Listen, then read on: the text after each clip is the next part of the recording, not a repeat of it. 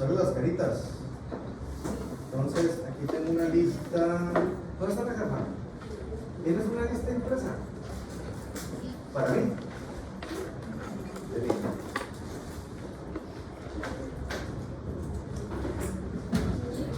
Quedamos en que la idea, chamacos, es que veamos todo el contexto de lo que es la gastroenterología completa, desde lo que es anatomía básica, que vamos a ir viendo durante el transcurso de las clases, que se va a conjugar con fisiología básica, bioquímica básica, y al final de cuentas todo esto ya no va a ser tan básico porque van a dominar globalmente pásala así a tus compañeros, ¿verdad?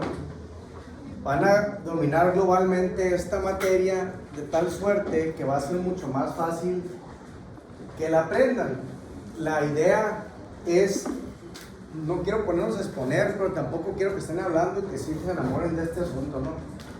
Que pongamos todos atención y que me sigan, porque voy a hablar más de lo que voy a escribir.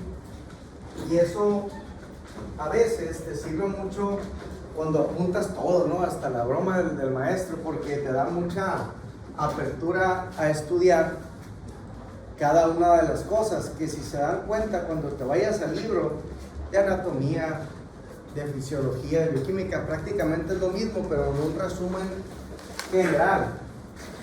Esto, chavos, después de unas 5 o 6 clases que nos estemos viendo las caras y estamos escuchando, va a tomar mucha lógica y se van a dar cuenta que tienen o que van a tener mucha información en la mente, puesto que se las voy a dar muy digerida.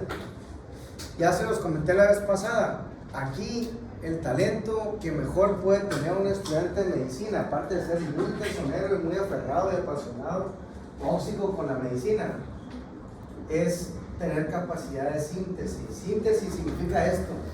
Yo llegué aquí y me puse a escribir de lo que me veía en la mente, y ahorita van a salir más cosas, y son cosas que he sintetizado a lo largo de los años y que las practico todos los días.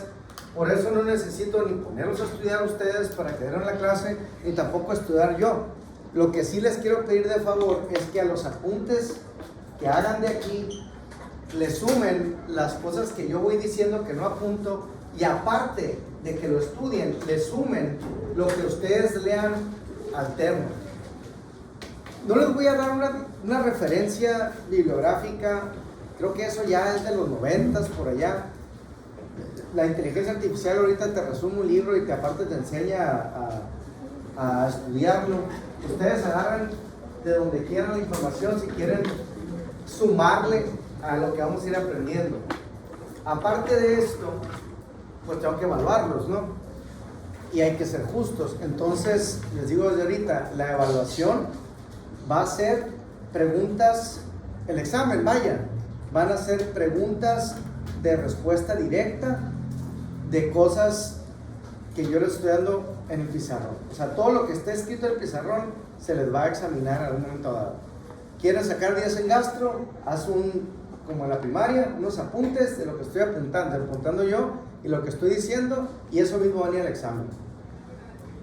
Un ejemplo, examen, tiene mañana examen. Ok, ¿qué viene en el examen? Dime las características del estómago, del duodeno, del yuyuno, del ilion, del apéndice, del colon ascendente, del transverso, descendente, terreno que llama.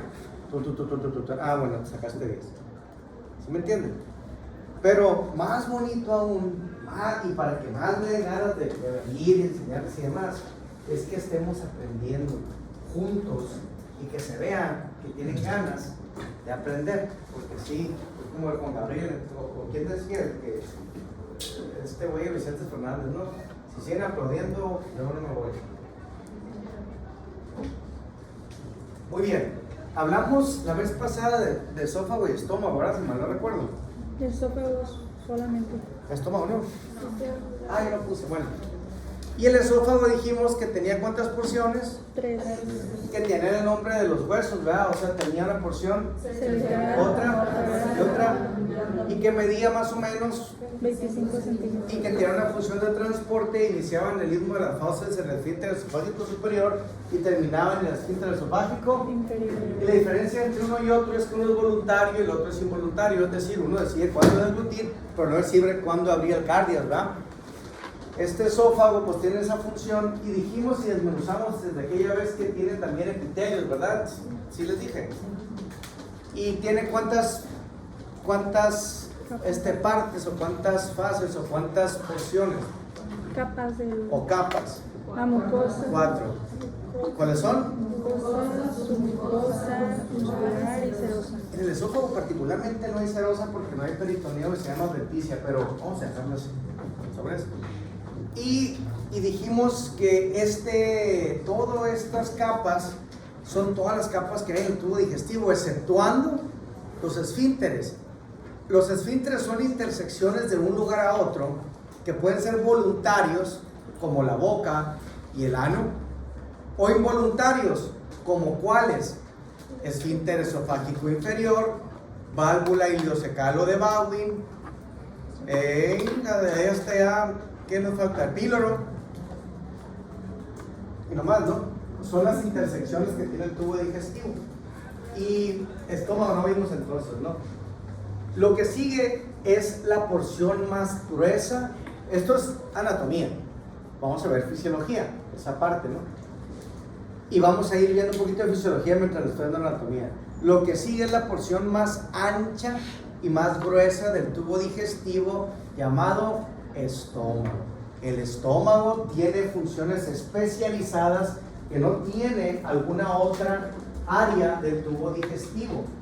Tiene funciones especializadas y por ende tiene células especializadas que no tienen ninguna parte del tubo digestivo. El estómago, anatómicamente hablando, tiene una curvatura menor, y si hay una curvatura menor, hay una curvatura mayor. Existe un ángulo que te da la curvatura mayor y la parte del esófago llamado ángulo de His. ¿Ok? El estómago tiene un fondo, tiene 3 porciones. Tiene un fondo, tiene un cuerpo y tiene un antro gástrico.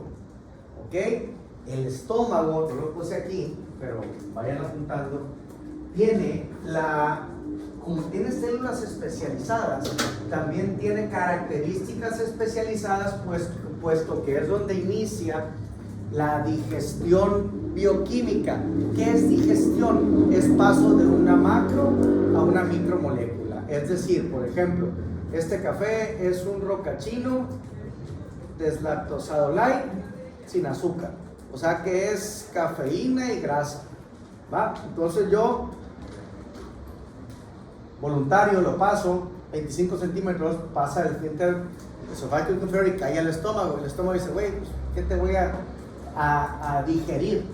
Pues te voy a empezar a digerir la grasa. Pero la grasa aquí yo no tengo mucha injerencia porque es líquido, pero lo que puedo decir, ir es desmenuzándolo. Cuando tú el alimento lo pasas al estómago y se conjuga con los jugos gástricos, se le llama quimo.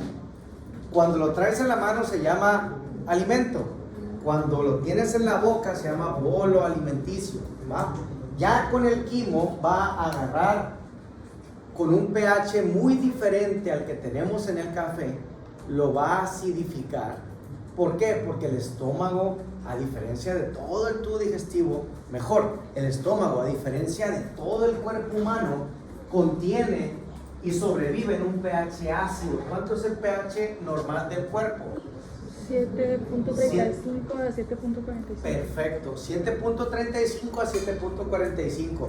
Y recordando eso, el pH está regulado por 2 estructuras particularmente. ¿Cuáles son? Pulmón y riñones. Los pulmones y los riñones. El pulmón haciendo ¿qué? ¿Un efecto de qué? Pues mediante el dióxido de carbono. Ajá, sí, Alcalosis, y el es el ácido. Exacto, ahí les va, para que no, porque eso, ¿ya vieron fisio? De veras, es la fisio, es la novela más bonita que van a leer. Agarren el Guyton y léalo como si estuviera leyendo una novela o una cosa, o estoy viendo una serie en Netflix. Fíjense, el equilibrio ácido-base se da por dos órganos. Uno es el pulmón y otro son los riñones. Riñones tenemos 2 y tienen 1 millón de nefronas cada uno. Los pulmones tenemos 300 millones de alvéolos y tenemos 2 pulmones. Esos 2 pulmones tienen 3 y 2 lóbulos pulmonares. Y cada de esos lóbulos tienen 5 segmentos pulmonares, que los pulmones del lado derecho, superior e inferior, perdón, izquierdo, superior e inferior, y en el derecho 3, 2 y 5 segmentos pulmonares. Estos segmentos pulmonares, ¿para qué sirven? Para contener la unidad funcional del pulmón, que se llama alvéolo. El alvéolo, a su vez, tiene una capacitancia de distensión, ¿sí? Cuando uno mete aire, el 21% de los gases que ustedes están inhalando aquí se llama oxígeno, ¿va? Entonces, cuando uno mete oxígeno y llega, cuando va bajando la presión intratorácica es negativa, ¿sí? Y entre más metes aire, más se negativiza. Cuando llegue a -1, se va a dar algo que se llama hematosis. ¿Qué es la hematosis? Es el intercambio de gases, ¿va? Entonces, ¿y qué gases vamos a intercambiar? ¿Qué agarramos de aquí? Y vamos a sacar.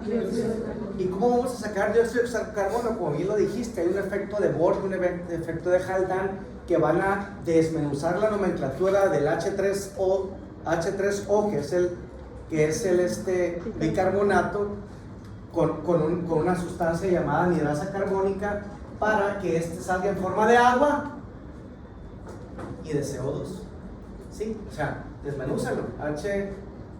HCO3, H2O y agua. H2O y oxígeno. ¿Sí me entienden? Y se llama anhidrasa carbónica. Cuando tú sacas el vapor de agua con una presión de 47 milímetros de mercurio hacia afuera, también sacas CO2. El CO2 es un ácido. ¿Sale? Y el ácido, al ventilar, al sacar, estás contrarrestando la acidez del cuerpo. ¿Cómo? Sacando un ácido. Es decir, estás haciendo una alcalosis respiratoria en dado caso que tuvieras una acidosis metabólica. ¿Se entendió? Más o menos. Lo dije muy sencillito. Esto, miren, les voy a ir dando perlas, por así decirlo, de anatomía, fisiología y demás. No a la deriva, tiene un contexto porque el estómago es ácido, y es ácido de 3, no es de 7.20 o de 7 o de 6, ya cuando estás muriendo, es de 3, 4.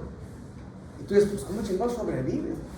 Un paciente con acidosis metabólica o respiratoria con 7.2 de pH es un paciente potencialmente mortal. Imagínate tener un pH de 3 en una estructura chiquita. O sea, pues tiene su maravilla, ¿no? Vamos a hablar de eso. Entonces sí, ventilar, extraer CO2, que eso genera extraer, ¿qué? Un ácido. Si tú extraes ese ácido, ¿qué va a pasar con el ácido en sangre? Va a disminuir, ¿verdad? Y va a decir ¿quién? ¡Epa! A ver, está bajando el ácido en sangre. Tengo que hacer algo. El riñón. Por eso. Te la puedo poner al revés. Te voy a poner un ejemplo curado. Les va a tocar en el internado. Les dicen PBHs ahí muy tristemente. O les dicen, o también pueden ser crisis conversivas, ¿no? Una PBH es una pinche vieja histérica, así le van a decir los internos. O un pinche viejo histérico. Y una crisis conversiva es una alteración psiquiátrica en la cual tú tienes una descarga adrenérgica y tienes un tipo de hiperventilación. Es decir, viste a tu novio con la otra y tú te pones bien loco o bien loca, ¿no? Al hiperventilar, ¿qué va a pasar? Alcalosis respiratoria. Vas a generar una alcalosis respiratoria. La alcalosis respiratoria en agudo, ¿saben qué hace? Altera la nomenclatura celular, haciendo que el calcio salga de las células. Al salir de las células, ¿qué va a pasar? Se va a elevar en sangre y una hipercalcemia aguda va a generar algo llamado tetania o espasmo carpo pedal. Visto de otra manera, si han escuchado que se engarrotan del coraje, pues es eso, es una hiperventilación que genera una alcalosis respiratoria, que genera una hipercalcemia transitoria, que genera un espasmo carpo pedal y a veces una crisis en el cuerpo, es una hipercalcemia, ¿no? Y así llegan, se va a morir, se está infartando, ¿qué le pasa? Y no sé cuánto, y le pides tantito contexto y tú dices, bueno, pues ¿qué le pasó a esta señora? Está infartándose, hazle esto, hazle aquello, 1000 cosas te ven en la mente, se tomó un medicamento, se quería suicidar. ¿Y cómo puedes tú curarlo? Dilo. Pues si tiene una alcalosis respiratoria, vas a disminuir o vas a tratar de que se calme para que no esté exhalando más CO2, pero se utilizan mucho los buffers, nada más que aquí no sé cómo se haría para significar. ¿Cuál sería el buffer? Aquí. Está muy fácil, aparte. O sea, ¿no sería meterle dióxido de carbono si es alcalosis? A ver, mira, ahí, yo para esto vengo, así, a esto vine. ¿Cómo le metes dióxido de carbono? Está muy bien dicha tu respuesta. No sé. ¿Qué dijimos del dióxido de carbono ahorita? Se bajan los de Con una bolsa. Ándale, ¿qué haces con una bolsa? y nada analizar dentro de la bolsa, entonces el dióxido de carbono. Claro, quitas una acidosis respiratoria con una alcalosis respiratoria. ¿No han visto Las caricaturas de la bolsa de papel. esa? ¿O no has visto en el avión? Vas en el avión y el sickness bag que tiene su bolsita. Eso no es ni para el vómito ni nada, es para tú solo, póntela porque hay turbulencia y la fregada. ¿Qué es lo que haces? Te pones la bolsa y estás inhalando y tú solito te estás quedando dormido, para que te relajes, ¿sí? O para que vomites, ¿no? Pero tiene su contexto, exactamente. Señora, le quitas así, le cortas un guante, le sacas el guante, le pones la bolsita, respira aquí. Y eso genera narcosis, hipercapnia y se van desengarrotando. No, todavía no. ¿Sí me entiendes? Es un acto fisiológico. ¿Qué pasa cuando tú vas corriendo bien duro, ya sobrepasaste la carga muscular que tienes? ¿Qué te pasa a los músculos? Todo ese ácido láctico, esa acidosis metabólica, ¿cómo la contrarrestas? ¿Cómo? Bueno, no sé, pero sé que es de los riñones, pues tiene que... respiratoria, perdón. Exacto. Pero Estás en la prensa y le metiste 5 de 45 jaladas y te tiemblan así las piernas. ¿Y qué pasa con el corazón? ¿Para qué? Para ir correteando ese oxígeno para mandarlo a los tejidos porque está cayendo en la acidosis metabólica, ¿no? ¿Y qué pasa con el pulmón? ¿Qué hace? Pues empiezas a respirar más rápido para ¿Para qué? sacar dióxido de carbono y ¿Qué es un qué? es un ácido. Y que está contrarrestando el ácido que tú estás liberando. ¿Sí me entiendes? Toda esa fisiología es muy importante que la comprendas. Y el riñón es más lento, pero más seguro. El riñón, chavos, pongan atención a este rap, porque no lo voy a poner aquí.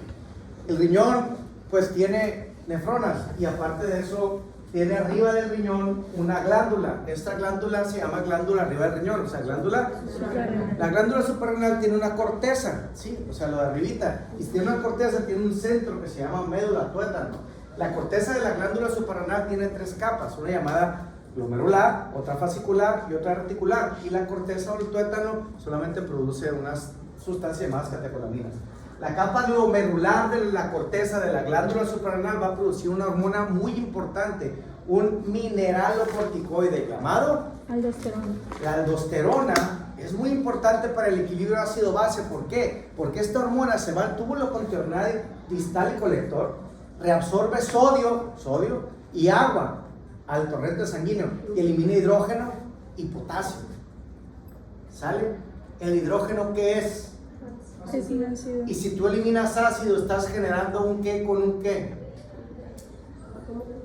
Una alcalosis Metabólica. metabólica, porque es por Exactamente. Y si yo retengo ese ácido porque tengo un hipoaldosteronismo, Así es metabolismo. Claro, entonces así es como el riñón contrarresta esto. Y en este ratito ya son expertos en equilibrio ácido-base. ¿Sale? Ya nomás es ver qué causa o cuáles son las causas de uno y otro. ¿Va? Aldosterona, hiperaldosteronismo, primario y secundario, ¿qué significa? Mucha agua, mucho hidrógeno, hipervolemia, hipernatremia, hipocalemia y alcalosis, ¿verdad? Hipoaldosteronismo significa no reabsorbo agua, o sea, sale toda el agua de la orina. Entonces, agua, hidrógeno y tiro también el sodio, hiponatremia. Y ahora sí, me quedo con la hidrogenión y genera acidosis. ¿Vale? Entonces, eso es lo que hace la aldosterona y eso es lo que hace el pulmón con la anhidrasa carbónica al sacar CO2 o al retener CO2. O sea, resumido, así resumido, aldosterona para arriba o para abajo, hiperventilación y bajo la ventilación, equilibrio ácido-base. Pero ¿y este loco? Tiene 3 de pH. Y aquí no tenemos nefronas. Y este no tiene alveolos. ¿Qué es lo que sucede en el estómago para contener ese pH de 3? Dentro de las células especializadas de las que hablamos, existen células principales, células parietales, células imógenas, es decir, producen factor intrínseco, pepsinógeno, ácido clorhídrico, ¿sí? Se conjugan uno con el otro y producen pepsina para degradar las proteínas. Tenemos células calciformes que producen mucina. Tenemos células histaminérgicas, simógenas que producen péptido intestinal vasoactivo, que producen grelina, leptina, ¿va? Y existe una hormona particularmente que se produce pues en todas partes, pero aquí, a diferencia de todas partes, tiene un factor protector y se llaman prostaglandinas, ¿va? El ácido clorhídrico generado y el factor intrínseco generado por las células G, que produce gastrina, las células principales y las células parietales, en esta bomba de protones, genera mucha acidosis o acidez, no acidosis, osis es enfermedad, mucha acidez gástrica. Y tú dices, bueno, con esta acidez gástrica que producen la bomba de protones, las células principales parietales y demás, ¿por qué no se perfora el estómago? ¿Por qué la mucosa no se lacera para generar una úlcera? Porque hay una hormona proinflamatoria que solamente en el estómago habita para fines protectores y se llama prostaglandinas. Ahí les va otra joyita aquí. ¿Qué son las prostaglandinas? Metabolito de ácido araquidónico. Eso, ¿qué es para? Son sustancias proinflamatorias, o sea, son señaladores de la modulación del proceso inflamatorio, que finalmente es un proceso inmune para que nosotros mismos contrarrestemos algo, ¿no? O sea, por ejemplo, tú tienes una infección o un proceso inflamatorio ligado a un microorganismo, mejor definido como infección, digamos viral, y te da influenza, y esta digamos, duplicación de los virus o esta replicación viral libera unas sustancias proinflamatorias, ¿sí? Que sirven como conductos, se llaman eucosanoides, ¿sí? Y después de estos, factor de necrosis tumoral, etcétera, y se da esta cascada de la inflamación, activando una enzima llamada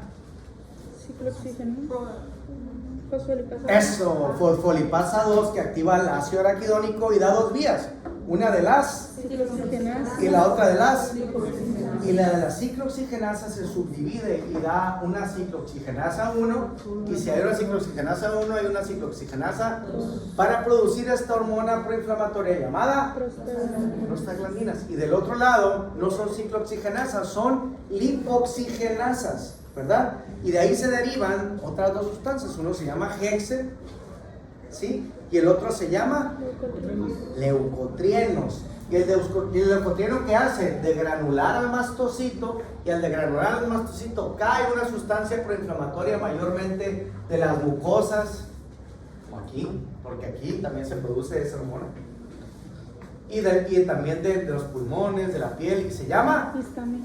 histamina. Ahí están, ya están hechos. Todo eso es la cascada de inflamación. ¿Cuáles son las otras? Los exe. Hexe con H. Mira, se llama fosfolipasa 2 para activar ácido araquidónico en el cerebro.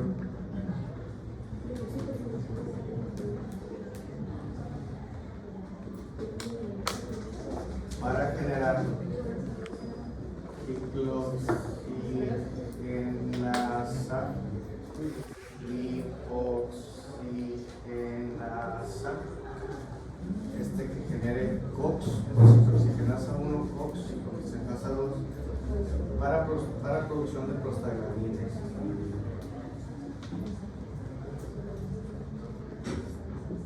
¿Qué hacen las prostaglandinas? Los famosos signos de Celso. ¿Se acuerdan de los signos de Celso? Sí, dolor, calor, rubor, humor.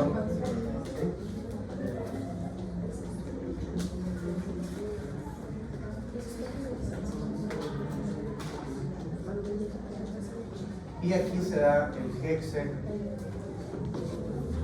leucotrieno, mastocito granulado,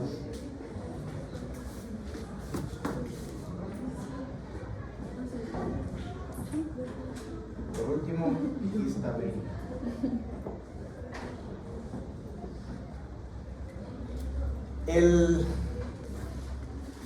Fíjate qué interesante eso, porque ¿qué antiinflamatorios conocemos? Hay de dos. Los esteroideos y Los esteroideos y y los no esteroideos. ¿Cuáles son más potentes? los esteroideos. O sea que, ¿dónde actuarían los esteroideos? ¿Aquí? Arriba. Acá. ¿Aquí? Según yo, a nivel de la fosfolipasa. Eso. O sea que si tú le metes dexametasona a una persona, ¿qué va a pasar? Se va a inhibir la fosfolipasa 2, el ácido araquidónico no se va a activar, no va a haber vía de ciclooxigenasa, no va a haber ciclooxigenasa 1, no va a haber ciclooxigenasa 2 y por ende no va a haber producción de prostaglandinas. Pero voy más allá, no va a haber lipoxigenasa, no se va a granular los leucotrienos en el mastocito y no va a producir histamina. Por eso los antiinflamatorios esteroideos, por eso los antiinflamatorios se dividen en dos, esteroides y no esteroides, ¿verdad? ¿Y qué otra manera tenemos de actuar en la vía de inflamación? Esto tiene que ver con el estómago, se los juro, pero les va a servir, les va a servir. Sí, ahorita vamos a- Sale, ahorita van a aprender un chorro, yo soy con calor, gordito más elevado, pero tenía no, yo sé que no se van a concentrar. ¿En dónde van a actuar? ¿Dónde más podemos actuar ahí? Dígame ejemplos de antiinflamatorios esteroideos. ¿Ya vieron fármacos? Está bien fácil para generar una cinta de así.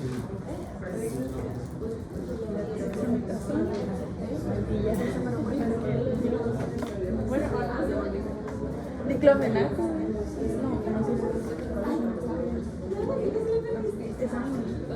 Esa es nuestro héroe, ¿verdad? El diclofenaco es nuestro héroe. Pues es la dexametasona y la dexametasona, yo conozco que no es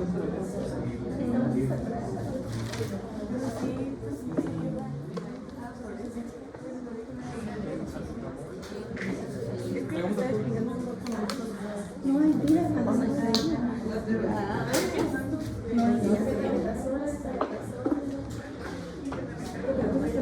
¿A las 5 tienen clase ustedes? Bueno, betametasona, beclometasona, dexametasona, hidrocortisona, prednisona, metilprednisolona, actúan allá arriba. Tienen mejor afinidad por ciertos receptores, pero actúan allá arriba, ¿va? Y los demás antiinflamatorios, díganmelos. Ibuprofeno, diclofenaco, naproxeno. paracetamol no es antiinflamatorio como tal, es un buen analgésico, buen antipirético, pero no desinflama. Naproxeno, La aspirina, aspirina, diclofenaco, ketorolaco, meloxicam, esos son los antiinflamatorios no esteroideos, se van a dividir en dos, selectivos y no selectivos. ¿Y serían selectivos de qué? de la circulación. De las ciclooxigenasas, ¿no? ¿Y para qué quieres ser selectivo? Porque una es constitutiva, buena, y la otra pues median procesos inflamatorios. Los dos median procesos inflamatorios. Pero más, la una es protege la mucosa del estómago, por ejemplo. Mira, o sea que tú solita dijiste que esta, viviendo aquí, si hay prostaglandinas no hay lío, ¿ah? ¿Okay? Entonces sería selectiva de cuál? De la 2. Para que esta sí se produzca, ¿va? Y esta no, y por aquí no llega a esa. Son COX-2 selectivos, valdecoxib, celecoxib, meloxicam. No es selectivo. No es selectivo, es un AINE. Por eso el uso prolongado causa acidez y problemas en la mucosa. Así es. Y ustedes solitos van a entenderse por qué. Yo. ¿Eh?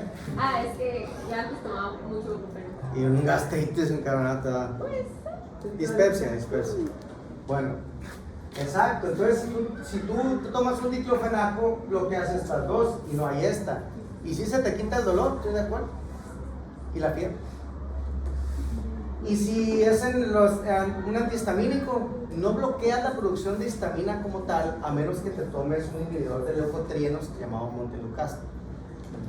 Pero puedes también darte un antihistamínico selectivo, porque los receptores son H1 y H2, para bloquear los receptores y aunque tú produzcas histamina no se absorba y no tengas un efecto histaminérgico. Loratadina, ranitidina, también es un antihistamínico. ¿Sí se entiende? ¿Por qué les digo todas estas mentiras? Aquí es 3, 4 de pH, o sea, es un pH muy ácido. ¿Y quién nos protege a la mucosa gástrica para que no se perfore o se lacere o que a la señorita Nancy no le dé gastritis? ¿Tú eres Nancy? Porque Sí. Okay. Se robó la bata de Rodríguez. La COX-2, ¿verdad? O con la COX-1. Pero la COX-1, ¿por qué? ¿Qué va a hacer la COX-1? Porque esa no nos protege.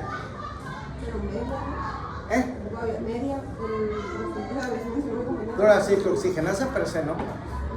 ¿Quién sería? ¿Cuál es el metabolito de las ciclooxigenasas? Previamente de eso, pues sí, la COX-1, COX-2, las prostaglandinas. Entonces, es normal y es bueno tener prostaglandinas aquí. ¿Sí? Solamente aquí, porque nos protegen del estómago. Y si, como bien le comenta la doctora, si tú tomas AINES, bloqueas la ciclooxigenasa 1 y 2, no hay prostaglandinas, y sí, se te quita todo esto, pero también le quitas el factor protector de la mucosa gástrica que genera que haya más exposición de los jugos gástricos a la mucosa. Y la mucosa pues es levemente inervada, pero te comes la mucosa poquito y ¿qué tiene la submucosa?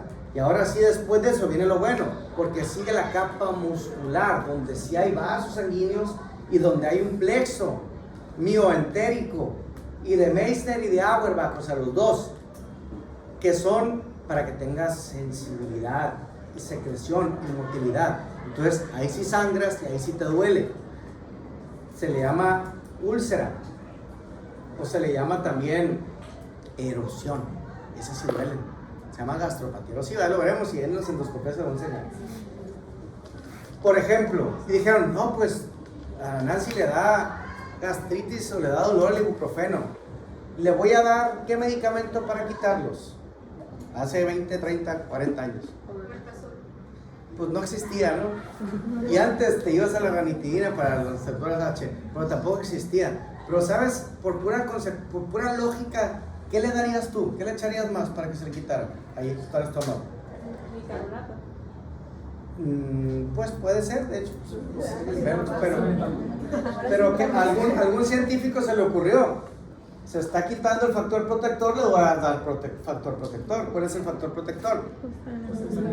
En el estómago. Entonces, ¿se les ocurre darle prostaglandinas al estómago? Sí. Yo lo que quiero es que ustedes solos saquen las conclusiones estas. Si se dan cuenta, en un ratito vimos fisiología, bioquímica, anatomía, nomás del estómago, pero te los prometo, chavos, tiene lógica. Tiene mucha lógica cuando veamos una úlcera. Tú vas a ver la úlcera y vas a ver lo que hay o que hubo detrás de la úlcera, cómo hubo la alteración bioquímica, farmacológica. Te vas a imaginar la mucosa, la submucosa, la muscular erosionada, los plexos. A eso quiero que lleguen. Yo les voy a dar las herramientas, nomás que les corra la rata tantito. Síganme. Y si les pongo prostaglandinas, ¿se le va a quitar la gastritis? Pues si sigue funcionando ahí, nos parece, ¿no? Pues no, pero sí le quita la gastritis, ¿no? Porque, o bueno, le da factor protector. Pues sí existe ese medicamento, chavos. ¿Saben cómo se llama? Y ustedes lo conocen. Voy a ver si lo conocen. En la carita voy a ver si lo conocen o no. Ese medicamento para la gastritis, análogo a las prostaglandinas, que se encontró que no tenía receptores muy afines solamente en el estómago, se llama misoprostol. Mira qué letrados son, cariños. Eso sí lo saben, ¿no? O Citotec. ¿Conocen el Citotec? ¿Y por qué conocen el Citotec? El misoprostol. ¿No vieron fármaca, no? Mira qué cabrones. El misoprostol o el Citotec es un análogo de prostaglandinas que se inventó para llenar de prostaglandinas el estómago y quitarle, más bien, agregarle factor protector a la mucosa gástrica, ¿verdad? Pero se vio que tenía también muchos receptores en el cervix del útero, ¿sí? en la porción cervical. Y como son prostaglandinas, ¿qué hacen las prostaglandinas? Dolor, calor, rubor, tumor, dilatación del cervix, exposición de las membranas amnióticas al canal vaginal que tiene un pH distinto, erosión, ruptura de membranas antes de la semana 20, llamado aborto, ¿verdad? ¡Epa! Ya no hay que darlo para la gastritis, no, imagínate. Y le agarraron un mejor uso, no el que ustedes están pensando. ¿Cuál es este? Hay abortos espontáneos. O hay personas con trabajo de parto sostenido, postérmino después de la semana 40, que necesitan parir. ¿Y qué les das? Ustedes lo van a dar al internado por 2 días. Misoprostol. Le van a quitar la gastritis y le van a abrir el cervix para que salga el chamaco. ¿Sale? Esto se llama inducción al trabajo de parto. Y después le vas a dar otra hormona, la gine, es un chiste. Me da ternura. Es un solo órgano, pues. Ya, me graduaste. Y luego le vas a dar otra hormona que genera función en la contractilidad para, aparte de inducir el trabajo de parto, conducir el trabajo de parto. Inducto, conducción. Ay, chingón. Misoprostol, oxitocina. ¿Sale? La oxitocina que ustedes producen. ¿Por qué les digo esto? ¿Cuál es la causa más común de una gastritis? Nancy. No, ¿qué estás pensando? No pienses en eso. Ya pasó, no te mortifiques. Todo está bien. De la mucosa gástrica, Ajá. el pH. Ajá. Por etiología, causa, José. Dilo, a ti te pasó. Por el uso prolongado de aire. Ay, es la causa más común de una gastropatía que se va erosionando, de gastritis. Pero ya entendieron por qué, ¿verdad? Y si en vez, ok, pues no me lo voy a tomar, ponme el ketorolaco en la avena. Me voy a saltar la gastritis.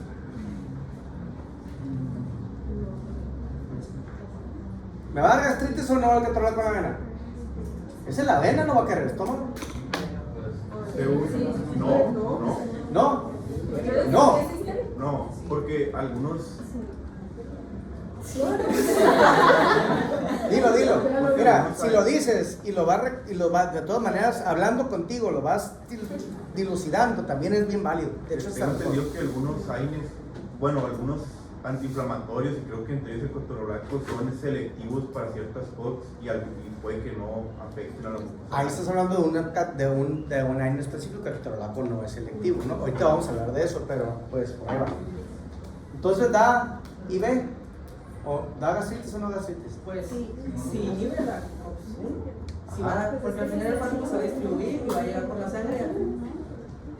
Entonces, al contrario, va a tener hasta más biodisponibilidad.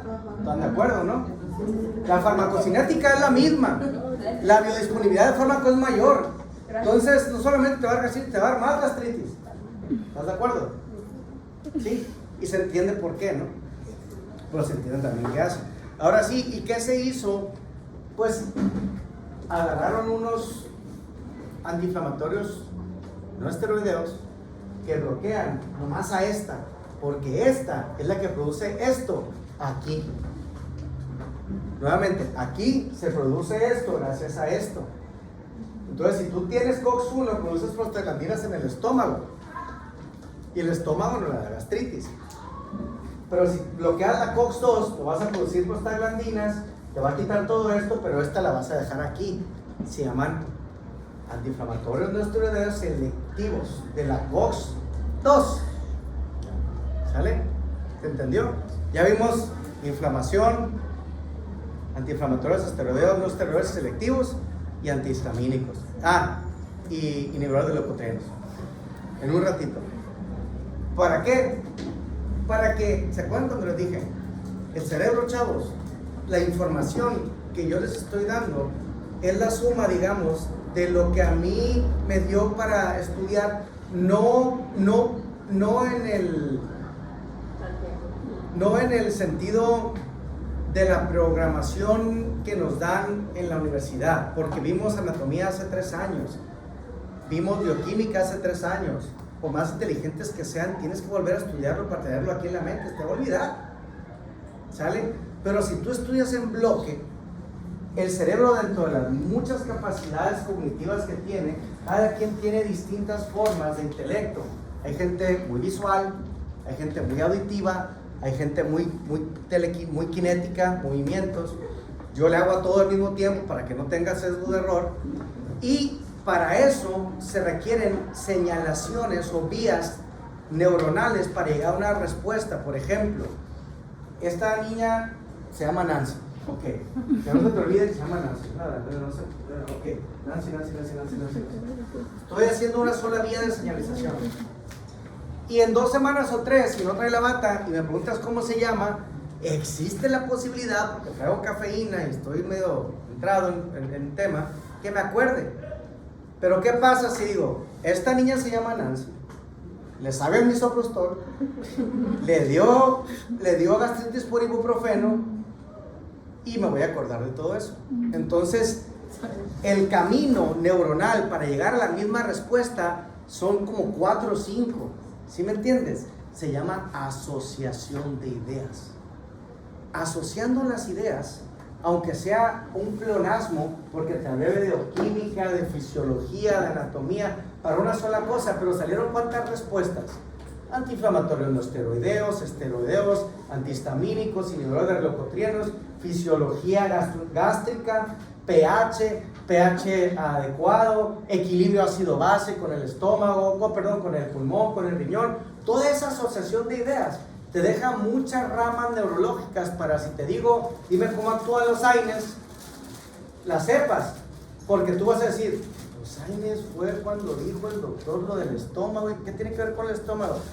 Sí, tiene que ver con el estómago porque el pH del estómago es muy ácido. ¿Qué tiene que ver con eso? Es que la prostaglandina ahí quita, o es un factor protector, pero las prostaglandinas se dan en el proceso de la inflamación. Y para que se dé esto, tiene que haber ciclooxigenasa 1 y ciclooxigenasa 2, que ahí es donde actúan los AINES. ¿Sí me entienden? por eso ahorita les comenté, ahorita por ejemplo en este ratito, vamos en esto. ¿Y cuánto hemos hablado? 1 hora y media. 1 hora y media. Y si le pongo a escribir 1 hora y media, no vamos a avanzar. Por eso les pido de favor que hagan esto, así. Miren, acábenselas.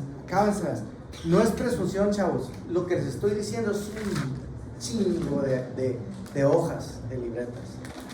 Resumidas, yo también tengo de esas. ¿Sale? Y después, cuando lo vayan a estudiar, va a ser bien fácil regresar a lo más sencillo. ¿Ok? ¿Se entendió más o menos el pH del estómago y todo esto? ¿Sí?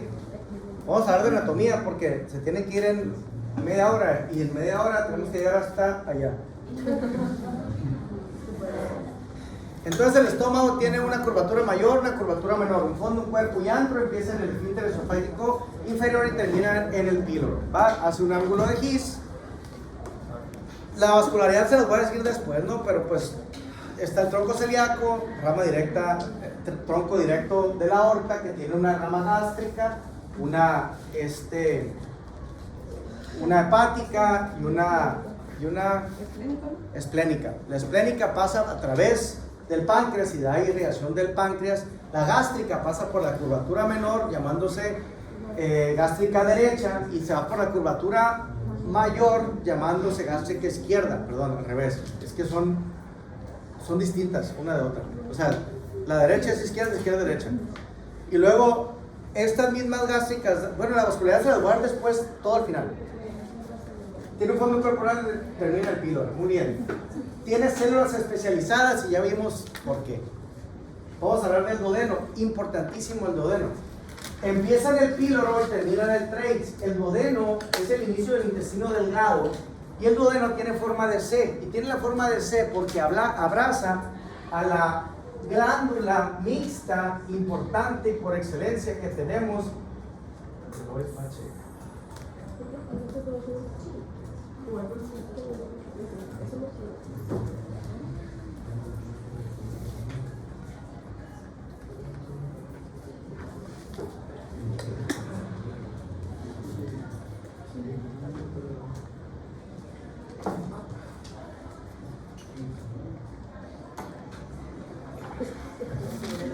Voy a buscar aquí para infecciones de la garganta.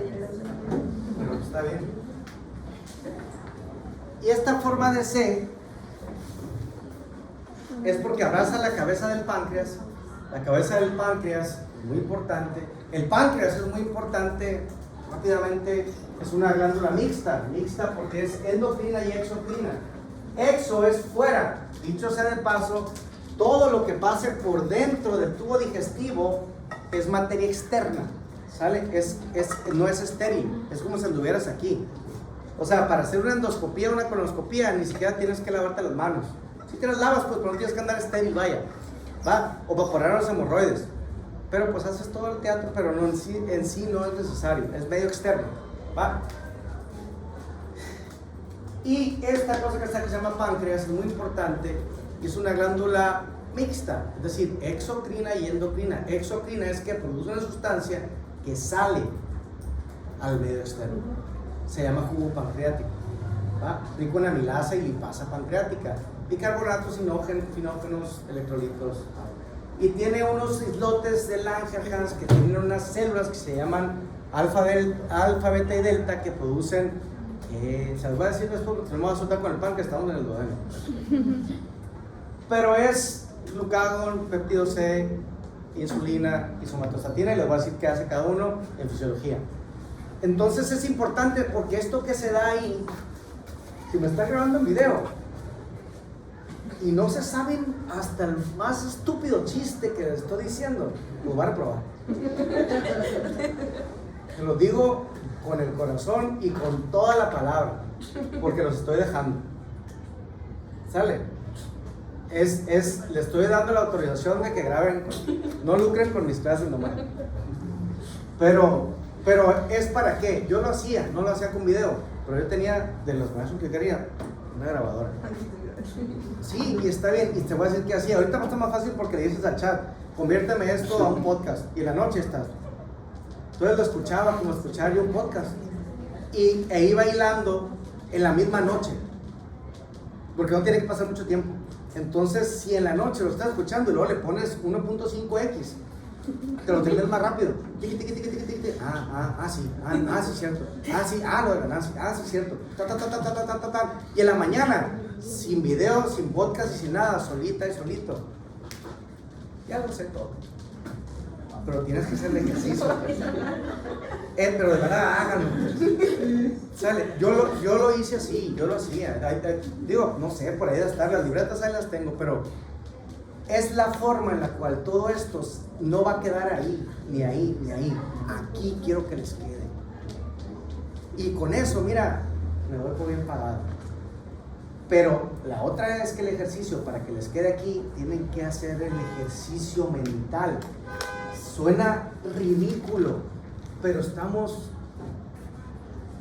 en un piloto automático. Ahorita estoy leyendo un libro que se llama Focus, que habla mucho de eso. Piloto automático en el que vives, ¿no? Todo lo que haces, hasta operas. Ya terminé la cirugía, Simón. ¿Cómo estuvo? Pues bien. Porque estás haciendo lo mismo todos los días. Y casi ya nunca nos concentramos. Y agarramos el TikTok y nuestra mente, nuestra recompensa de dopamina es de 40 segundos. Entonces, agarra un libro, no te va a durar más de 40 segundos. Te vas a aburrir, lo vas a aventar. Entonces, pues métele una didáctica diferente. Si quieres escuchar mi melodiosa voz, escúchala. Pero, güey, métele coco. O sea, sígueme y síguete.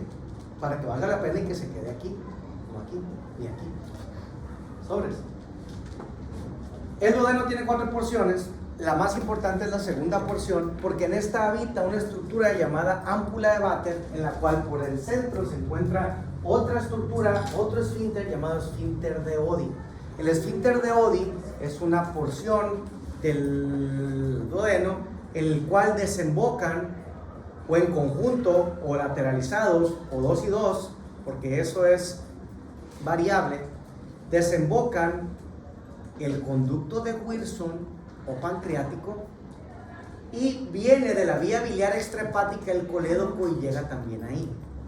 Y todo eso, el litro de jugo pancreático que producimos al día, los 750 mil mililitros de bilis que producimos al día pasan a esa segunda porción del duodeno. ¿Sí me entiendes? Más el litro de jugo gástrico que producimos al día.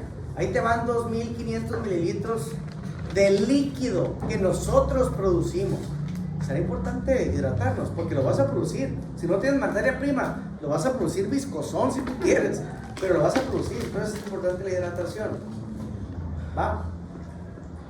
Hay pérdidas sensibles o sensables y no sensables, o sí sensables, ¿sí? Por ejemplo, ¿te acuerdas lo que dije la evaporación del agua? Que eran 47 mililitros de mercurio. Imagínate con el salivero que tengo, ¿cuánta agua estoy evaporando? Por eso hasta sudo, mira. Y luego le meto una metilsantina, ¿sí? Pues más todavía. Entonces, por eso es importante. Inicia en el píloro, que es esta parte de aquí, que es el que se abre cuando va a haber vaciamiento gástrico, es decir, cuando el estómago ya terminó más o menos de hacer la chamba, abre eso. Cuando se termina de hacer la chamba, cuando se secreta, lo sensa el enterocito y secreta unas hormonas, una se llama cole. ¿Cole es relativo a qué? Vesícula. Así dice mi hija, vesícula. Vas a operar una vesícula, papá. Y usted dice, papá, llévame a operar una vesícula. Mi hija tiene 6 años, yo estudié 14 para estudiar. No, así mero, no hay lío, yo lo opero. Tiene 6 años la morra y quiere operar una vesícula. Y llega, papá, ¿operaste una vesícula? No, papá, no, pita, operé un tumor. ¿Le gusta la vesícula? Y dice que ella va a operar, sí le creo, le tiene un machada de padre. Entonces, eso se conjuga y llega en esa parte por medio de una hormona que se llama cole, que es de cisto, que es de cístico, y que es cinesia o Cinesia movimiento. quinina, una enzima. O sea, la etimología, chavos, es importantísimo y está muy fácil porque la palabra te está diciendo lo que hace. ¿Qué es cole? Cístico. ¿Qué es cole? Cis. Sin. Ina. Es una enzima que mueve al cístico y a la vesícula. ¿Y qué va a pasar si se mueve la vesícula? Libera su contenido. Va a salir la bilis y va a ir a dónde? Al esfínter de ¿A dónde? Al esfínter de duodeno. Al conducto coledónico y después al duodeno. Colecistocinina, chavos. Hay otra que se llama secretina y otra que se llama pancatina para producir también lo mismo pero con páncreas. Colecistina, ya les se me acuerdo. Colecistocinina. Colecistocinina. Lo vamos a ver en fisio, pero como lo voy a repetir en fisio va a ser más fácil que se les quede en la cabeza. Termina en esta flexura, en esta angulación. Esta angulación, pues es una angulación. Está angulado por un ligamento que lo está jalando. Lo está jalando porque va de aquí hasta el pilar diafragmático derecho. Va por la cara retroperitoneal y se llama ligamento de Treitz. y el ligamento de Treitz, como lo jala, hace un ángulo y el ángulo se llama ángulo de. Y es importante saber el ángulo de Treitz porque del ángulo de Treitz para arriba, Es superior. eso, y del ángulo de Treitz para abajo es muy bien. Vamos a ponerle otro nombre. Si te sangra Sangra de aquí, alto superior. si te sangra arriba del Treitz es un sangrado del tubo digestivo alto. Y si te sangra de abajo del ángulo de Treitz es un sangrado del tubo digestivo bajo. Melena, hematoquesia. 80, 20. Bueno, 10, 90, 10. O sea, un sangrado digestivo alto se comporta como bajo en un 10% y viceversa. Entonces tiene su lógica el Treitz. Muy bien. De ahí para adelante, el duodeno ya quedó, ¿no? Fácil. Hasta hablamos un poquito del páncreas y de la vía biliar. De ahí en adelante se encuentran 4 a 7 metros de intestino delgado. ¿Va? Vamos a redundar mucho. 4 a 7 metros de intestino delgado, en el cual la primera porción posterior al ángulo de Treitz se llama yeyuno. Y el yeyuno es sumamente importante. ¿Por qué? El yeyuno, bueno, antes, todo el intestino está enraizado en una raíz en el que nacen arterias, nervios, venas, que vienen de la aorta y de la cava y todo el sistema desde las vértebras posteriores de la médula espinal y se llama mesenterio. Ese mesenterio, hay una raíz del mesenterio y luego sale y le da nutrición a todo el tubo digestivo, ¿no? El mesenterio en el yeyuno es bien cortito, o sea que lo hace menos móvil, o sea que lo hace más vascularizado, o sea, son más grandes los vasos del yeyuno. Y tiene mucha lógica. ¿Por qué? Porque es más corto, es más turgente, es más vascularizado y por ende tiene mucha más capacidad de absorción. Es decir, después del Treitz, prácticamente la magia de la digestión, que es el paso de una macro a una micromolécula, es decir, la manzana al carbohidrato, la manzana a la glucosa, ¿sí? Ya sea anabólica o aerobia o anaerobia, la glucólisis, pues, vamos a verlo en física. La grasa del chicharrón que me comí ayer viendo Super Bowl, ácidos grasos libres y lo que hace con el glicerol y los triglicéridos, cadenas low density lipoprotein, very low density lipoprotein, high density lipoprotein. ¿Y qué nos falta? Las proteínas. Y pues lo más importante, ¿no? El ribeye, a los 10 aminoácidos esenciales y 10 aminoácidos no esenciales. ¿Sale? Toda esta síntesis se da de aquí a acá. Qué interesante, ¿no? O sea que de aquí para acá, en este asunto, que es la raíz del mesenterio, es más corta, absorbe más, dicho sea paso, ahí se absorbe el ácido fólico, mayor vascularidad, mayor turgencia, absorbe el 80% de los macronutrientes. ¿Sale? ¿Por qué es importante decirles esto? Existen condiciones no compatibles del todo con la vida, como una enfermedad llamada síndrome de intestino corto. Y esa radica en tener un yeyuno menor de 1 metro. Si tú tienes un yeyuno menor de 1 metro, difícilmente vas a vivir o vas a ser dependiente de nutrición parenteral. Yo tengo una paciente que tiene 75 centímetros y tiene ya como 7 años. Y ahí va. Un caso que les voy a contar después, ya que no me graban, porque si tiene su está calmado. ¿Se entendió lo del yeyuno? Entonces, importantísimo, ¿no? El ilion, no existe una referencia anatómica entre yeyuno e ilion, ¿no? O sea, no hay una intersección que de aquí para, como el traits, de aquí para acá es yeyuno, de aquí para acá es ilion. El ilion tiene la raíz del mesenterio más elongada, o sea, es más móvil. Es menos turgente y menos vascularizado, por lo cual te da un poquito mejor función de transporte, pero sin embargo absorbe vitamina B12. Y termina en una porción donde inicia el tubo digestivo grueso. El tubo digestivo grueso,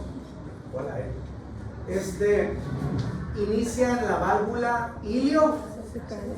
¿Cecal es relativo a qué? Ciego. La válvula iliocecal, también llamada válvula de Bowen. ¿Okay? La válvula iliocecal es esta que está aquí, y aquí se va a dar el inicio del intestino grueso. ¿Sí? El intestino grueso va a empezar con este señor que está aquí o esta señora. No agarro aire porque aquí les voy a decir muchas cosas.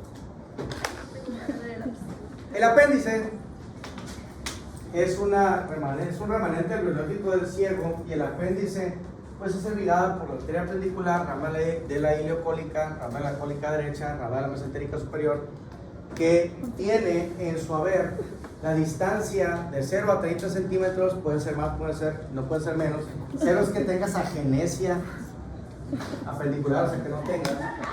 30 centímetros porque esto que se documentó, yo en algún momento he quitado alguna del tipo, ¿no?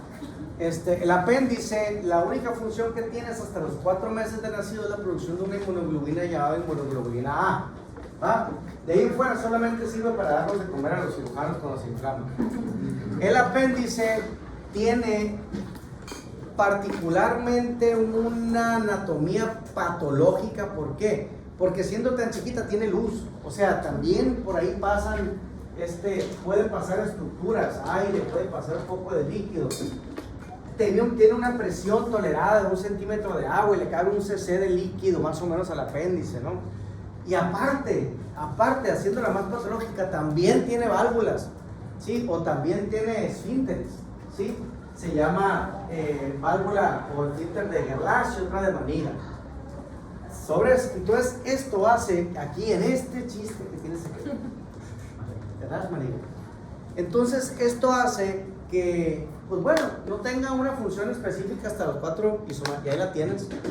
Sin embargo, es importante conocerla anatómicamente, puesto que la causa más común de un dolor abdominal quirúrgico se llama apendicitis. Y la apendicitis pues está bien fácil.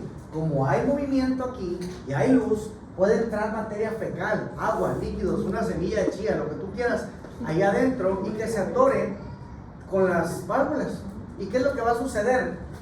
Al atorarse aquí, dicho sea de paso, cuando hablemos de colon, la porción que más capacidad absortiva en agua y electrolitos tiene es el apéndice, junto con el ciego y el colon ascendente.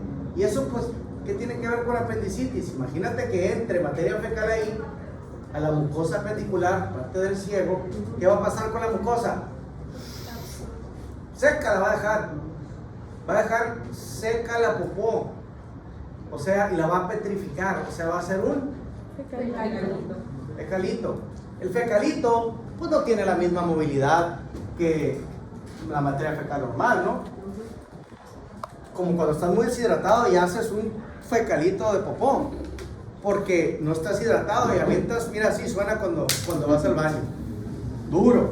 Por eso tienes que hidratarte bien. Imagínate el fecalito en la luz apendicular. ¿qué va a pasar ahí? No va a haber movilidad y va a iniciar un proceso en el cual las arteriolas del apéndice van a querer ir pasando y no van a pasar adelante del fecalito porque está obstruido. ¿Va? Eso va a hacer que las arteriolas se dilaten porque no pasa la sangre oxigenada y que alrededor del apéndice proximal al fecalito se palidifique, esté blanco con las arterias dilatadas. Esto está hiperémico. ¿Y qué va a pasar con la porción distal del apéndice? Con las venas que regresan la sangre. Pues no va a regresar. No va a llegar la arterial, no va a regresar la venosa, y ahí las venas que van a generar ingurgitación venosa, plétora venosa, hiperemia, que es la primera fase de la inflamación del apéndice, ¿sí? Y esa fase hiperémica del apéndice, porque se dio un fecalito que está generando una isquemia proximal y una plétora venosa o hiperemia distal, si se continúa o se perpetúa, como hay un proceso inflamatorio, van a llegar linfocitos, van a llegar leucocitos, va a llegar proteína, y como hay bacterias, hay bacteroides frágiles ahí, que es la más común, o E. coli, se va a dar un proceso inflamatorio en presencia de un microorganismo patógeno, y eso se le llama infección, que va a producir el metabolito del mismo, que se llama pus o edema, ¿sí? Entonces, pus o edema es la fase 2 de la apendicitis. Y tú dices, bueno, esta pus y edema sigue la isquemia porque no pasa bien la sangre y no regresa y está infectado. ¿Qué le va a pasar al tejido? ¿Qué le precede a la isquemia? ¿Qué le precede a la necrosis tejido? La isquemia, ¿no? Se va a necrosar o se va a gangrenar, que es la fase número 3 de apendicitis. Y si esa gangrena se perfora, se rompe la estructura anatómica normal, es una apéndice fase 4 perforada. Si te da peritonitis localizada, es una apéndice fase 4 perforada, no complicada. Si te da peritonitis generalizada y sepsis abdominal generalizada, pues ya es complicada, ¿no? Sí se entendió por ejemplo, ¿no? Yo sé que es más fácil, ¿no? Pero, miren, ahí en el Instagram, apéndice. Bueno, para que vean lo que es un apéndice, por ejemplo, ven las arterias y ven la pus. Bueno, es un paciente, ahí se ve toda, esta es una apendicitis fase 2, porque tiene esa hiperemia y tiene esa pus y ese líquido, ¿no? Esa fase 2, ¿qué es lo que sí seguiría en un momento dado? Necrosis, que se ponga negra, es bien común, les voy a poner otra ahí negra. Mira, ahí está otra fase igual, 2. Hay un gringo que operé que llevó una cesta, venía en un barco. Y la última fase es cuando hay necrosis, hay perforación y hay este presente de sepsis abdominal. ¿Ven todo eso negro? Pues es que está difícil, ya sé, pues, pero todo eso se llama necrosis, ¿sí? Ahí está el ciego y ahí está el apéndice, ¿verdad? Necrosada y perforada. Esa es una fase 4. Y todas, el común denominador, bueno, el 80% de las veces, tiene adentro, si tú la abres, un fecalito. Y la fisiopatología es la isquemia, necrosis, isquemia, infección, necrosis, perforación, sepsis localizada, sepsis generalizada. ¿Sí se entendió? Entonces, esa es la clase de apendicitis. Ya diagnóstico, tratamiento, ya lo vemos después, pero yo sé que ya el apéndice no se les va a olvidar tanto. Ahí vamos, seguimos igual. Colon ascendente. El colon ascendente, dijimos que las características más importantes que tiene son que la capacidad absortiva de líquidos electrolitos, de agua y minerales y electrolitos, ¿sale? O sea, tú te hidratas con el colon ascendente, tú te nutres con el yeyuno, ¿va?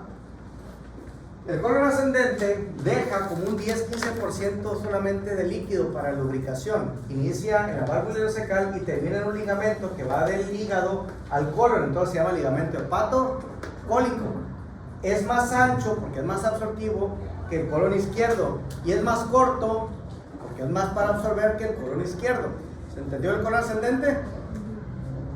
El colon transverso es muy importante también, inicia en el ángulo hepatocólico y termina en el ángulo esplenocólico, en ligamento esplenocólico, ligamento hepatocólico. Tiene una función de transporte y es importante porque anatómicamente hablando es lo que mantiene en la pura línea media lo que es el sostén de la cavidad abdominal. ¿Por qué? Porque hay un ligamento, hablando de ligamentos, que va del estómago al colon transverso, ¿sí? Si se llama, del estómago al colon transverso se llama ligamento cólico, exactamente. Ese ligamento gastrocólico, tú lo abres y llegas atrás del estómago y al frente del páncreas. Y de aquí, el mismo ligamento gastrocólico, de aquí para adelante, da otro ligamento muy importante porque tiene capacidades metabólicas, inmunológicas, absortivas, llamada ligamento aumento mayor o epiplón. Le nace al colon transverso y el ligamento mayor epiplón es más que un delantal de grasa vascularizado que tiene la función de que cuando existe un proceso inflamatorio en la cavidad abdominal migre hacia él para contenerlo, de tal manera que la apendicitis esa que ven no se disemine por todo el organismo y se quede localizada. ¿Sí? A eso se le llama plastrón, flemón plastrón. Un plastrón es que la grasa se vaya alrededor de la infección, de la diverticulitis, de la endometriosis, de la apendicitis y no disemine, sino que se quede ahí en el epiplón. Obviamente va a llegar el momento, se puede quedar congelado o se va a diseminar, pero esa es la función del aumento mayor epiplón que le nace aquí a todo el colon transverso. ¿Sale?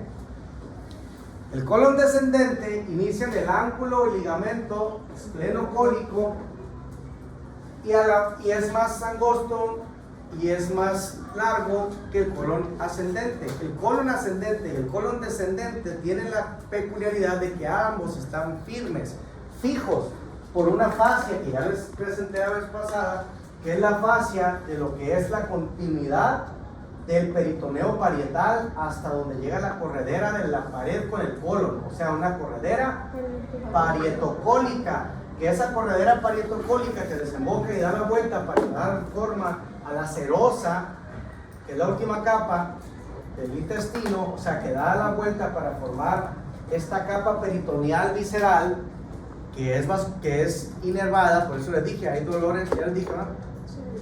Viscerales, parietales, referido. Bueno, se llama aponeurosis de la pared a la aponeurosis del colon ascendente y el descendente. Entonces están fijos, así como en mi brazo de aquí, están fijos por este peritoneo. Ese ángulo, esa corredera, tiene un nombre, ese ligamento, se llama ligamento de Toll, T-O-L-D-T, Toll. El ligamento de Toll fija al colon ascendente y al colon descendente, a la pared abdominal, ¿sí? Y es el que cambia el nombre de peritoneo parietal a peritoneo visceral. ¿Por eso? Muy bien. El colon descendente termina en la flexura e inicio de la última porción de colon per se, que tenemos, y que ya no está enraizado, ya no está fijo con la fascia de Toll, es decir, está muy móvil. Es decir, es el que escuchas tú cuando quieres ir al baño o tienes como que mucho borborismo, mucho movimiento con gas. Y se llaman colon sigmoides. Y el colon sigmoides se llama sigmoides porque tiene letra como el alfabeto griego, como si fuera una letra sigma, como un 3. ¿Sale? Pues a alguna persona se le ocurrió. Y este colon sigmoides es así, es muy móvil, muy maleable y desemboca la última porción en la flexura del hueco pélvico, de la cavidad del cono, el hueco pélvico, a la porción del recto. El recto tiene 3 porciones, 2 peritoneales, una extraperitoneal. Este peritoneo baja y envuelve el recto, sobres. Y ese recto, eso que envuelve, da una ámpula para continencia, que te ayuda, así como el estómago, a esperar un poquito para soltarlo, para vaciarlo, como vaciamiento gástrico, como vaciamiento del excusado. Se llama ámpula rectal. Está ahí cerquita unas flexuras que se llaman válvulas de Houston. Esa ámpula rectal que se da aquí es parte de la estructura del recto. Y en la última porción, que es extraperitoneal del recto, sale por aquí, y antes de convertirse en ano, este recto tiene músculos alrededor que le dan fuerza, que le dan sostén, que le dan elevación, como elevador del ano, músculos cubocoxigios, ¿va? Es lo último, así que se encuentra para llegar entonces sí a esta área llamada ano. El ano tiene en su haber la última parte de los esfínteres voluntarios. Voluntario significa que uno aprieta el uyuyuy, ¿sale? Y es voluntario, y yo decido apretarlo, ¿no? Y lo aprieto porque existen 2 estructuras voluntarias del músculo estriado que uno puede comandar.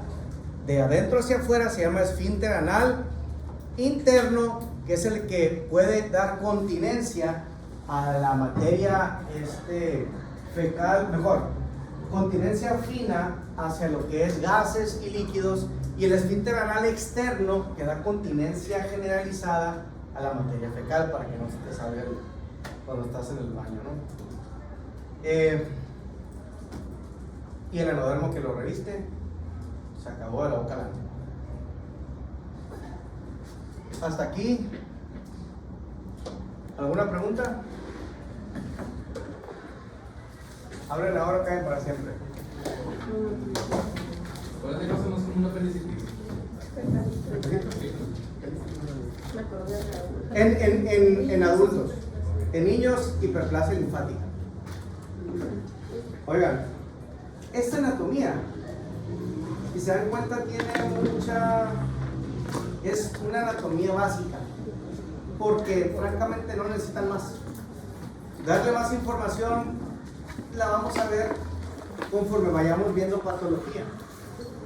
Cuando veamos, y esto va a ser bien rápido, porque lo que sigue es hablar de hígado, anatomía de hígado, vía biliar extra intrahepática, páncreas, su proceso uncinado, cabeza, cuerpo y cola, y vaso. Y de esta anatomía vamos a brincar a fisiología. Y la fisiología va a ser motilidad y secreción. Y la motilidad pues tiene mucho que ver el sistema nervioso entérico con el mientérico, Reisner y su mucoso y Auerbach, y los neurotransmisores que existen para bloquear y para activar. Para activar por medio del doceavo pancreal y la liberación de su metabolito llamado, ¿cuál es el doceavo? El doceavo par craneal es el del coloso, el doceavo. Es cierto, tienes razón. Del nervio vago, el 10º par craneal. Y su metabolito, que es el acetilcolina, y los receptores muscarínicos que activan las funciones del tubo digestivo. Y del sistema nervioso entérico, pues su rama simpática y sus metabolitos que están que se producen en la médula gastrointestinal, que se llaman catecolaminas, y que estos son los que bloquean las funciones del tubo digestivo, teoría de secreción. Partiendo de ahí, toda la farmacología de gastro, y esto ya la terminamos. Pero les puedo poner los medicamentos, ya van a saber dónde actúan y las dosis. Ya terminamos fármaco. Terminando fisio, sí, de eso es lo de fisio. Falta metabolismo, que es ingesta, digesta, absorción y excreción. Y vamos a desmenuzar los carbohidratos a la glucólisis aerobia y anaerobia, vamos a desmenuzar la grasa a la liberación de ácidos grasos libres y a la producción de lo que sigue. Por ejemplo, ya que tienes la grasa, la producción de esteroides sexuales y no sexuales, porque todos son precursados por la grasa, por el colesterol. O sea, ¿cómo produces estradiol y progesterona a partir del colesterol? ¿Cómo produces testosterona a partir del colesterol? Sexuales y no sexuales, ¿cómo produces aldosterona y cortisol? ¿Va? Y eso es grasa. Y después aminoácidos, proteínas, aminoácidos, y ya la liberación para producción de proteínas funcionales y estructurales. Funcionales para producción de inmunoglobulinas, por ejemplo, tirosina, para meterle con la peroxidasa tiroidea al yodo y hacer tironina y tiroxina para alguna tiroidea, para la formación del músculo de estriado, actina y miosina, la contracción de la actina y la miosina, sí, dejando tropiosina, sacando calcio y haciendo la contracción, son funcionales, proteínas que vienen del ribeye, ¿ok? Y estructurales, la misma aquí la miosina, colágena, la hidroxiapatita, para que nosotros tengamos esqueleto, y desmenuzamos desde el ribeye hasta por qué estamos parados. Ya terminando esa fisiología, que yo creo que son las 2 clases, vemos propedéutica. Y está bien fácil, prope. Todo es bien fácil, lo sabemos acomodar, pues. Propedéutica es abordaje sindromático. Todo el abordaje de un paciente tiene que ser sindromático del tubo digestivo. Entonces vamos a hablar de disfagia, dispepsia, dolor abdominal, síndrome de obstrucción intestinal y diarrea, y terminamos gastro. Porque en cada uno de ellos les voy a explicar la patología de estas. Pero con esto que estamos viendo, morros, cuando hable de disfagia y les diga la fisiopatología de la disfagia, las causas les van a venir solitas. Yo les voy a poner nombre, ya les ponemos criterios, si tú quieres, lo podemos poner ustedes, pero ya va a ser lógico decir disfagia a sólidos, progresiva, no asociada a ERGE, es igual a cáncer. ¿Por qué? Porque así es. ¿Y cáncer? ¿Y cuál es cáncer? Pues de esófago. ¿Y qué opciones tenemos? Y si ya es asociado a ERGE, bueno, esófago de Barrett. Y cáncer por esófago de Barrett. ¿Y cuál es la causa más común de cáncer asociado a esófago de Barrett? Epidermoide. No, adenocarcinoma. ¿Cómo que adenocarcinoma? Si es en el esófago es más común el epidermoide. Sí, pero tienes una metaplasia intestinal especializada por esófago de Barrett. Sí, todas esas cosas ustedes solitos los van a sacar. No que esclerodermia, no que anillos y membranas, estenosis por reflujo gastroesofágico. Va a ser mucho más fácil abordar sindromáticamente a un paciente. Y a la hora que lo someten a una cirugía conmigo, una endoscopía o simplemente abordar a un paciente, su mente va a estar trabajando como engranes, taca, taca, taca, taca, para que por diagnóstico de síndromes y síntomas llegues a un diagnóstico presuntivo. Todo es historia clínica, chavos. ¿No fueron al 360? Sí. ¿Alguien les tocó mi clase del abdomen agudo? Bueno, hablé de eso. Síntomas y signos para integrar un diagnóstico presuntivo. Yo presumo esto, y yo presumiendo esto voy a hacer los paraclínicos buscando esta enfermedad, es decir, laboratorio y gabinete. Ya que tenga esto, voy a integrar un diagnóstico para dar un tratamiento. Así la medicina, no nomás en gastro, en todo. Neumocardio, angio, hemato, gastro, metabolismo, nutrición, dermoftalmo, torrino, gineco, pedia, infecto, salud pública, y ya. Neumocardio, angio, hemato, gastro, metabolismo, nutrición, dermoftalmo, torrino, infecto, gineco, pediatría, salud pública. Y eso es medicina. Pues entonces está fácil aprenderte toda la medicina por bloque. ¿Sí? Si habláramos de neumo, empezamos con neumo. Empezamos con la vía aérea superior, la vía aérea inferior, bla, bla, bla, bla, ¿no? Entonces, pero todo está conectado. ¿Sí? Hasta la neumo con la gastro y todo va a estar conectado. Pero hacerlo así va a ser mucho más fácil avanzar. ¿Dudas, preguntas? ¿Nos puede seguir dando esta hora? Mira, eso es importante. A mí, para fin de